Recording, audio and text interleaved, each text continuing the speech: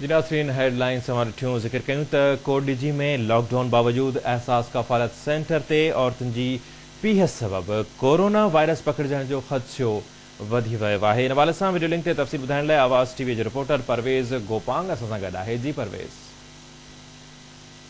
आज मौजूद हूँ कोडिजी जे शहर कोट बंगलो जाते एहसास प्रोग्राम जा जेके गवर्नमेंट के तरफा 12,000 रुपया आया आहिनि। हिते उहो प्रोग्राम हली रहियो आहे। जीअं त हिते इंतज़ामिया जेका आहे उहा नज़र न पे अचे, एसी हुजे या कोडिजी पुलिस हुजण में को बि अमलदार हिते नज़र नथो अचे। तव्हां जीअं कैमरामैन मुझे तव्हांखे ॾेखारे सघे हिते जेके 12,000 रुपया जेके ग़रीब माण्हुनि जे लाइ अचनि था उन्हनि में 1,000 खां 2,000 ते कटौती थी रही आहे। एसी कोडिजी, डीसी केरपुर, एसपी या एसएचओ कोडिजी त बार बार शहरनि शिकायत कई पर इंतज़ामिया को बि अमल न कयो। हितां जा जेके एजेंट माफ़िया आहिनि जेके सरगर्म लॻा पिया आहिनि, जिन्हनि पंहिंजी हिते कानून नाफ़िज़ करे हिते जेके ग़रीब माण्हुनि लाइ जेके 12,000 आयल आहिनि उन्हनि मां 1,000 ऐं 2,000 3,000 ते कटौती करे रहिया आहिनि। ऐं हितां जी इंतज़ामिया जेका आहे उहा घड़ी रिश्वत वठी पंहिंजी ऑफिस ते महदूद थी वई आहे। ऐं शहरियुनि बार बार शिकायती करण बावजूद इंतज़ामिया को बि नोटिस न वरितो। जीअं मुंहिंजो कैमरामैन तव्हांखे ॾेखारींदो त पुलिस वारा बि कुझु हुते मौजूदु आहिनि जेके डिवाइस माफ़िया सां गॾु वेठल आहिनि, जेके शहरियुनि ते दबाव करे रहिया आहिनि ऐं शहरियुनि ते प्रेशराइज़ बि करे रहिया आहिनि त अगरि तव्हां 1,000 रुपयो न ॾींदो त तव्हांजा जेके पैसा आहिनि उहे को असां न कढे ॾींदासीं। ऐं उन्हनि खे इहो बि जांचो ॾेई रहिया आहिनि त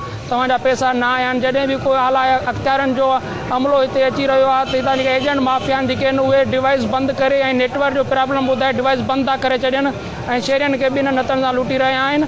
ऐं हितां जा जेके बि ग़रीब जेके मुस्तहिक माण्हू आहिनि उन्हनि आला अख़्तियारनि खां अपील कई आहे त असांजा जेके 12,000 अची रहिया आहिनि उहे असांखे 12,000 ॾियनि जीअं असां लॉकडाउन में पंहिंजे घर जो चरखो हलाए सघूं।